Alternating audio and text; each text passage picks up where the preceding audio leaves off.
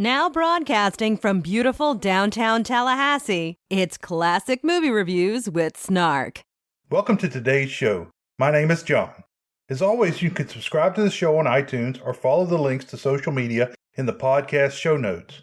You can also go to snarkymoviereviews.com to read notes, bios, and other random movie thoughts. Remember, this show is completely free and independent. All I ask is that you jump over to iTunes and give me a review. This movie continues the theme of people trying to go somewhere or get something done and having obstacles in the way. The Great Locomotive Chase, 1956, like The General, 1926, is based on the actual raid during the American Civil War. This version, produced by Disney Studios, was told mainly from the northern perspective and is a drama and not a comedy. It is also the first Disney film to have a curse word. Fess Parker played the role of civilian Union spy leader James J. Andrews. Fess Parker was born in Texas in 1924. He joined the U.S. Navy during World War II, but his 6-foot 6-inch frame eliminated him from many of the jobs he tried. Just before the end of the war, he was transferred to the Marines and sent to the Pacific Theater.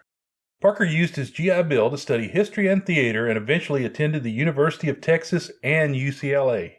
Beginning in theater after university, he quickly began receiving uncredited roles in films like Harvey, 1950, No Room for the Groom, 1952, Springfield Rifles, 1952, and Island in the Sky, 1953. Credited roles began soon, such as in Untamed Frontier, 1952, The Kid from Left Field, 1953, Thunder Over the Plains, 1953, and Them, 1954. His first big break came when Walt Disney was reviewing Them, 1954, looking for someone to play Davy Crockett on the Sunday night Walt Disney's Wonderful World of Color. When Walt saw Parker, he made the decision to cast the young actor. The series/miniseries debuted in 1955 to overwhelming success. However, the next year, the popularity dropped just as quickly. Under contract with Disney, Parker was only cast in their projects, which include The Great Locomotive Chase, 1956, Westward Ho! The Wagons, 1956, Old Yeller, 1957, and The Light in the Forest, 1958. Because they refused to lend him out for larger roles, Parker eventually left Disney. Over the next few years, he did some odors and war flicks, but hit it big again with the television series Daniel Boone, 1964 to 1970.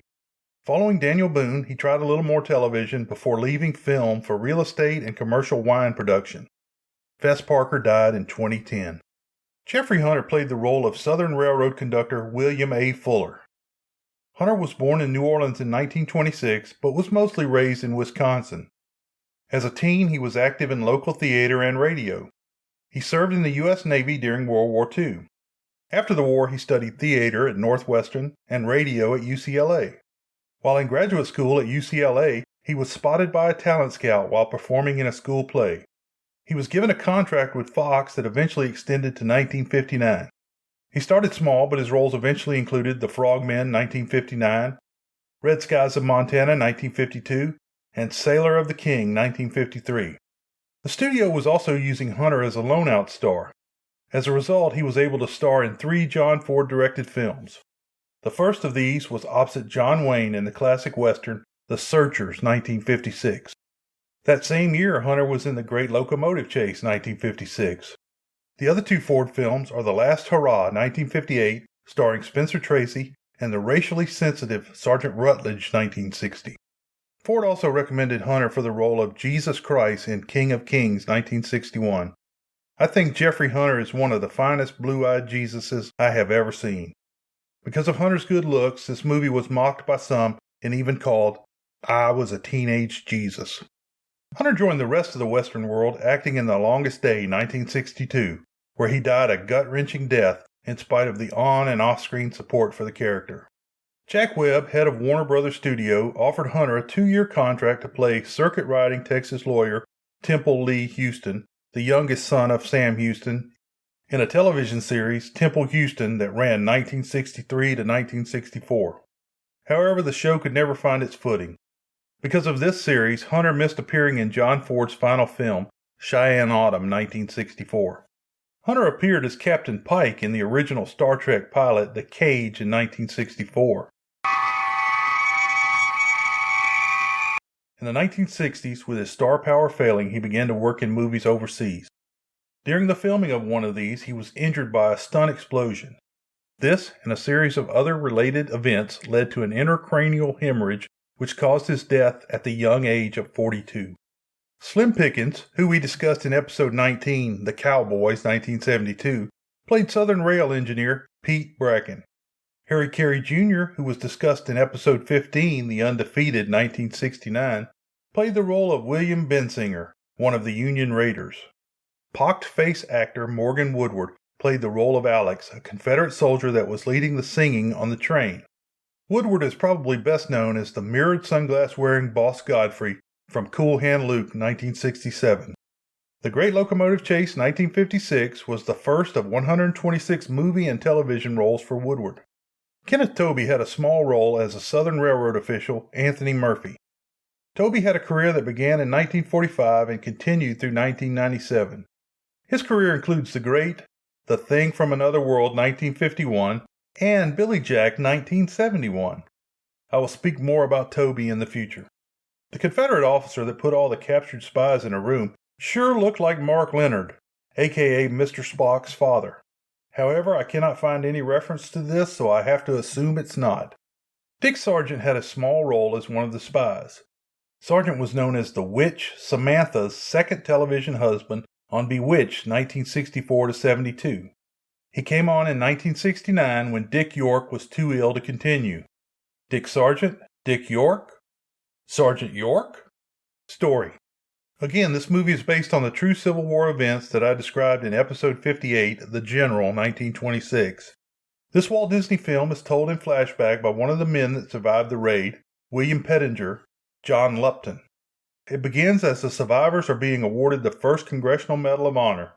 Pettinger thinks back to one of the times he met civilian spy James J. Andrews, Fess Parker.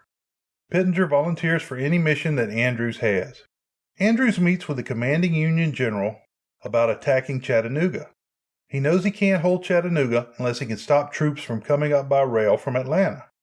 Andrews selects a group of volunteers from the Union Army with a plan to destroy the Southern rails. They are to travel south to the Marietta Rail Hotel. Their plan is to say they are from Kentucky heading south to join the Confederate Army. Yee-haw! Pettinger traveled south with the, quote, giant Bill Campbell, played by Jeff York. Campbell was a hothead and always wanted to fight. Because of rain, most of the men ended at an inn north of the Tennessee River. This is the first Disney movie that had cussing, although the characters debate whether damn Yankee is cussing or not. Damn Yankees? Jess, you're at table. You quit your swearing. Damn Yankee ain't swearing, mother, and you know it. Andrews shows up and he is known to the innkeepers. Andrews tells the group about the great Confederate victory at Shiloh. However, the details are all wrong, with P.G.T. Beauregard being the commander instead of Albert Sidney Johnston, and the Union gunboats being sunk. The Confederates did win the first day of the battle, and Beauregard did take over after Johnston was killed. Many of the men end up on the southbound train with a joyful bunch of Confederate soldiers. The Confederates are being led in song by Alex, Morgan Woodward. Campbell almost blows the whole thing because he's so hot-headed. Most of the group meets at the Marietta Inn. They buy tickets on the northbound train, which is pulled by the engine, The General. The train conductor, William A. Fuller, Jeffery Hunter, is suspicious of so many men getting on the train at one time. Well, why are you telling me this? Because you seem to be with them.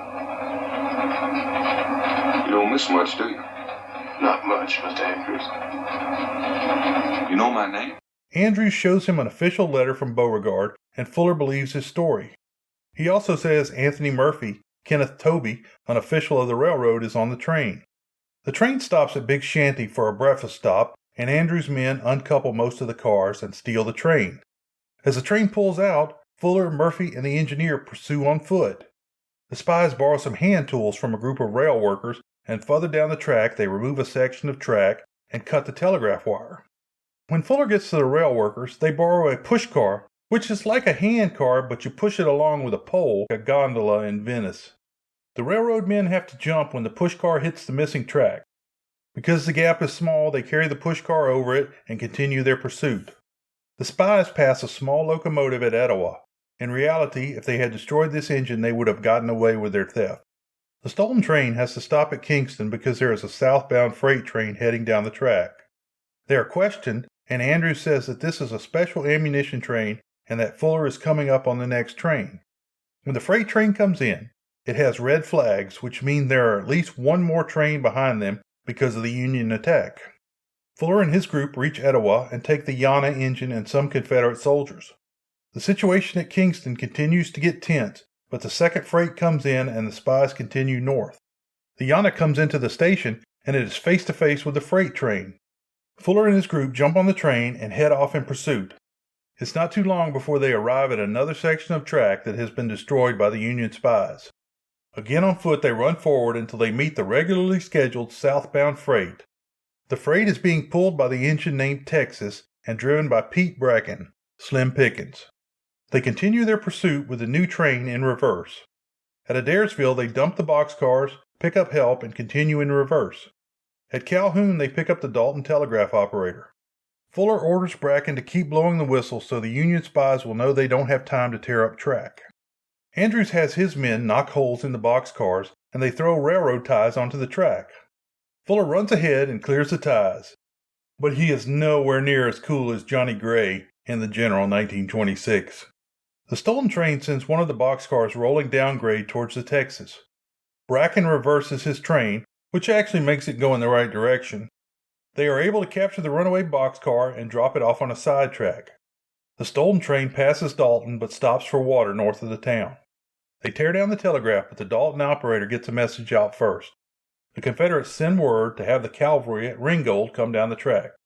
The Union spies leave another boxcar at the water station and set a trap on the rail. However, all it does is knock the boxcar they left behind off the front of the Confederate train.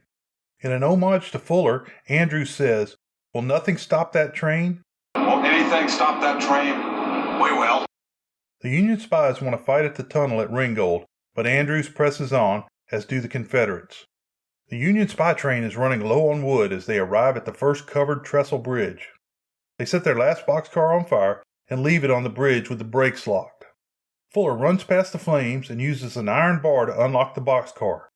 They push the burning car out of the way and save the bridge. Fuller says the bridge is all right and has better results than the Union general that said the bridge was safe in The General 1926. When the stolen train runs low on wood, Andrews and company line up for an old-fashioned fight. Confederate cavalry comes down the track from the north and the spies scatter. Many people have criticized this movie, saying it goes downhill after they scatter and it ends badly for most of the raiders. I, for one, am happy that they stayed accurate to history and didn't make a false ending. Most of the spies are captured and their cover story sinks them all. Did you ever see any of these men before? No. That's strange. That's mighty strange. Every last one of them's from Flemingsburg, Kentucky. On the train to Atlanta, Andrews tries to apologize to Fuller. At the prison, the spies are told that they have been convicted and will be hung. They manage to get out of their cuffs and capture Mr. Turner, Hank Patterson.